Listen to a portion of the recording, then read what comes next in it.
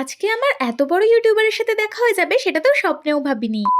So hello cuties, আমি রিম্পা আর এটা ছিল 24শে ডিসেম্বর। তাই ক্রিসমাস উপলক্ষে সেদিন আমি চলে গেছিলাম চন্দননগর চার্চে। প্রত্যেক বছরের মতো এবছরও চন্দননগর চার্চ আলোকসজ্জায় খুব সুন্দরভাবে সেজে উঠেছে। আর ক্রিসমাস ডেতে শুধু কিন্তু পার্ক স্ট্রিটে ভিড় হয় না, আমাদের চন্দননগর স্ট্যান্ডেও চন্দননগর চার্চের জন্য অনেক মানুষের সমাগম ঘটে। আর চার্চের সামনেই কিন্তু ছোট মতো করে মেলাও বসে, তো সেখান থেকেই টুকটাক কিছু কেনাকাটা করে নিলাম।